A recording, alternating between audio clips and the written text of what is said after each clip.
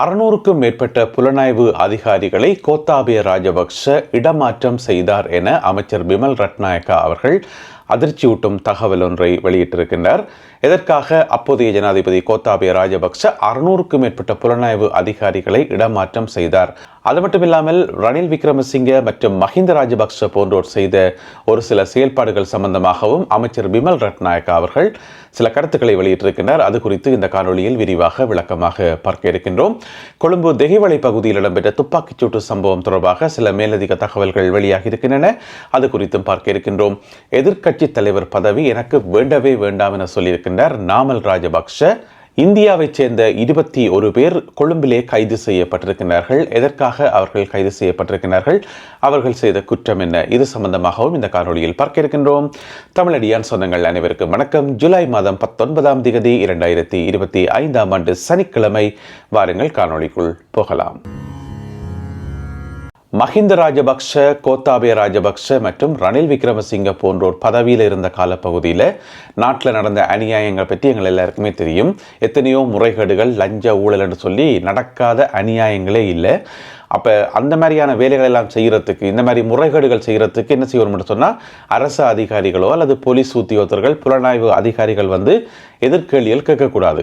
எல்லாத்தையும் கண்ணும் காணாமல் விடணும். எது சம்பந்தமாகவும் கேள்விகள் கேட்கக்கூடாது. அப்போ தானே அவர்கள் லஞ்ச ஊழல் செய்ய முடியும்.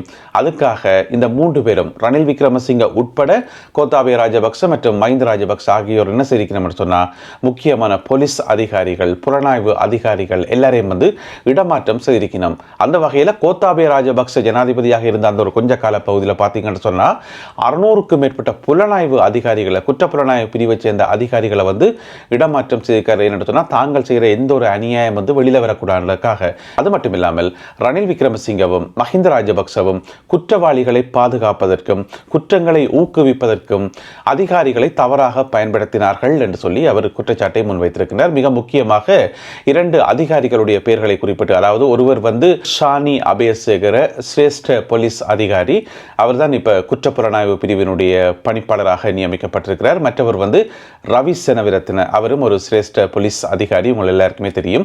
எனவே அவர்கள் இருவருடைய பதவிகளும் கடந்த காலத்தில் பறிக்கப்பட்டது. அப்பொழுது அதிகாரத்தில் இருந்தவர்கள் தாங்கள் தவறுகள் செய்வதற்காகத்தான் இவர்களுடைய பதவிகள் பறிக்கப்பட்டது என்று சொல்லியும், இப்போது இருக்கிற அரசாங்கத்துக்கு அந்த மாதிரி தவறுகள் செய்ய வேண்டிய அவசியம் இல்லை. எனவே அதிகாரிகளை மாற்ற வேண்டிய அவசியம் இல்லை. தங்களுக்கு சார்பான ஆட்களை பதவியில கொண்டு நிறுத்த வேண்டிய எந்த ஒரு அவசியமும் இல்லை. அதனால இந்த அதிகாரிகளை தாங்கள் பயன்படுத்துகிறோம், திறமையான அதிகாரிகளை நாங்கள் பயன்படுத்தி விசாரணைகளை முன்னெடுத்து வருகிறோம் என்று சொல்லி அமைச்சர் பிமல் ரட்நாயக்கா அவர்கள் குறிப்பிட்டிருக்கின்றார்.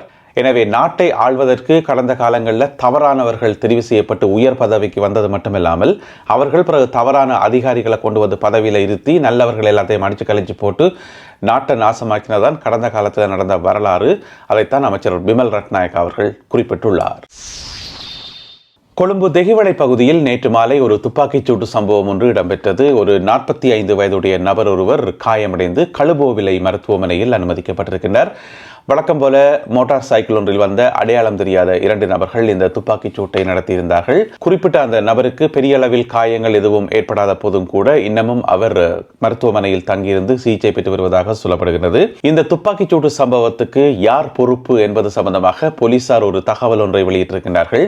அதாவது போதைப் பொருள் கடத்தலில் ஈடுபடுகின்ற கொஸ்மல்லி என்று சொல்லப்படுற ஒரு ஆள் தானாம் இந்த துப்பாக்கிச் சூட்டை ஒழுங்கு செய்திருந்தார். எனவே அவருடைய வழிகாட்டலின் கீழ்தான் இந்த சம்பவம் இடம்பெற்றது. போதைப் பொருள் கொடுக்கல் வாங்கல் சம்பந்தமாக ஒரு பழிவாங்கல் தான் இந்த துப்பாக்கிச் சூட்டு சம்பவம் என போலீசார் தகவல் வெளியிட்டிருக்கிறார்கள். அதே வேளையில் நாடு முழுவதும் இடம்பெற்ற சுற்றி வளைப்புகள் மற்றும் தேடுதல் நடவடிக்கைகளின் போது கடந்த சில மணி நேரங்களில் பார்த்தீங்கன்னு சொன்னால் 1450 பேர் கைது செய்யப்பட்டிருப்பதாக சொல்லப்படுகிறது. இந்த 1450 பேரில் 7 இராணுவத்தினர், அதாவது இராணுவத்திலிருந்து தப்பியோடி மறைந்திருந்தவர்கள் என்று சொல்லப்படக்கூடிய ஒரு 7 பேர் கைது செய்யப்பட்டிருக்கிறார்கள். அதே போல மோசமான குற்றவாளிகள் என்று சொல்லி ஒரு 150 பேர் கைது செய்யப்பட்டிருக்கிறார்கள். ஆக மொத்தம் 1450 பேரை தாங்கள் கைது செய்திருப்பதாக போலீசார் வெளியிட்டுள்ள தகவல் குறிப்பில் சொல்லப்பட்டுள்ளது. அதே வேளையில் இவர்களிடமிருந்து வாகனங்களும் கைப்பற்றப்பட்டிருக்கின்றன. மொத்தமாக 46 வாகனங்களும் 51 மோட்டார் சைக்கிள்களும் கைப்பற்றப்பட்டிருப்பதாக சொல்லப்படுகிறது. நாடு முழுவதும் போதைப் பொருள் வியாபாரிகளையும் போதைப் பொருள் கடத்தல்காரர்களையும் இலக்கு வைத்து தேடுதல் வேட்டைகள் தொடர்ந்து இடம்பெற்று வருவதாக போலீஸ் வெளியிட்டுள்ள தகவல் குறிப்பில் சொல்லப்பட்டுள்ளது. என்னுடைய அப்பா கட்டாயம் பெறுவர், அவரை வரலாறு காப்பாற்றும் என்று சொல்லி முன்னாள் அமைச்சர் ராஜித சேனாரத்னவினுடைய மகன் ஊடகங்களுக்கு தகவல் சொல்லியிருக்கின்றார். அதாவது முன்னாள் அமைச்சர் ராஜித சேனாரத்ன அவர்கள் இப்பொழுது எங்கோ ஓடி ஒளித்திருக்கின்றார். எங்கே இருக்காருன்னே தெரியல. ஏன்னு சொன்னால் கைதில் இருந்து தப்புவதற்காக வெளியில் வந்தார்னு சொன்னால் உடனடியாக அவர் கைது செய்யப்படுவார். உங்கள் எல்லாருக்குமே தெரியும். அதற்கான நீதிமன்ற உத்தரவெல்லாம் ஏற்கனவே பிறப்பிக்கப்பட்டிருக்கிறது. இந்நிலையில் அவர் கைதிலிருந்து தப்புவதற்காக ஒரு முன்பிணை மனு ஒன்று சொல்லி நீதிமன்றத்தில் தாக்கல் செய்திருந்தவர். அதை நேற்று நீதிமன்றம் நிராகரிச்சிட்டது. அப்படியெல்லாம் தர முடியாது, ஆளை உடனடியாக கைது செய்யுங்கன்னு சொல்லி நீதிமன்றம் சொல்லியிருக்குது.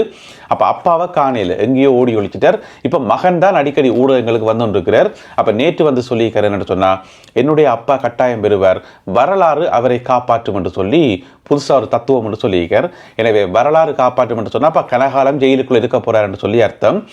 வேறு யாராவது காப்பாற்றுறதா இருந்தால் உடனடியாக காப்பாற்ற முடியும். வரலாறு தான் காப்பாற்றுவதாக இருந்தால் கட்டாயம் ஜெயிலுக்குள்ள தான் இருக்கணும். எனவே தன்னுடைய தந்தையாராகிய ராஜித சேனாரத்ன முன்னாள் அமைச்சர் அவர்கள் மிக விரைவில் வெளியில் வருவார், அவர் கைதாவார் என்பதை அவருடைய மகனே உறுதிப்படுத்தியுள்ளார். எதிர்க்கட்சி தலைவர் பதவி எனக்கு வேண்டவே வேண்டாம், எனக்கு அது தேவையும் இல்லை என சொல்லியிருக்கின்றார் நாமல் ராஜபக்ஷ பாராளுமன்ற உறுப்பினர்.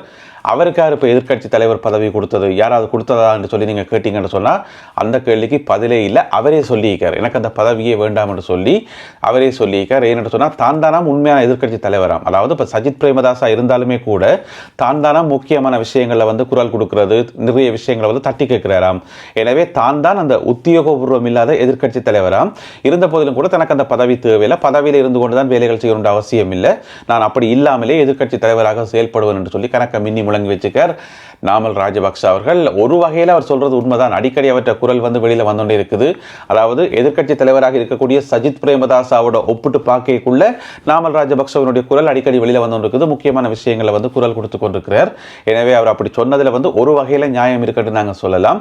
ஏன்னு சொன்னால் சஜித் பிரேமதாசா அவர்கள் இருக்கிற இடம் தெரியாமல் யானை செத்ததுக்கும் சின்ன சின்ன விஷயங்களுக்கும் அறிக்கை விட்டு போட்டு பேசாமல் இருக்காரா இல்லையாண்டே கூட தெரியாத அளவுக்கு இருந்து கொண்டிருக்கிறார் ஒரு எதிர்க்கட்சி தலைவர். எனவே எந்த ஒரு நாட்டில் எவ்வளவுதான் நல்ல அரசாங்கம் இருந்தாலும் எதிர்க்கட்சி ஸ்ட்ராங்காக இருக்கணும். அப்போ தான் அந்த அரசாங்கம் சரியான முறையில் செயல்படும். எனக்கு என்ன போச்சு போட்டு பேசாமல் இருந்தால் என்னண்டு செயல்படுறது தானே. இருந்த போதிலும் கூட தனக்கு அந்த பதவி வேண்டாம், எதிர்க்கட்சி தலைவர் பதவி தனக்கு வேண்டாம் என்று சொல்லியிருக்கார்.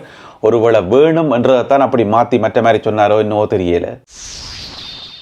கொழும்பு கிருளப்பனை பகுதியில் 21 இந்தியர்கள் கைது செய்யப்பட்டிருப்பதாக தகவல் ஒன்று வெளியாகி இருக்கிறது. இந்த 21 இந்தியர்களும் ஒரு வீடு ஒன்றை வாடகைக்கு எடுத்து அங்கே தங்கியிருந்தார்கள் என்று சொல்லியும், இதில் நிறைய பேருக்கு விசா முடிஞ்சது என்று சொல்லியும், அதாவது டூரிஸ்ட் விசாவில் ஸ்ரீலங்காவுக்கு வந்துட்டு விசா முடிந்த பிறகும் அதாவது ஓவர் ஸ்டேயாக தங்கியிருந்திருக்கிறார்கள்.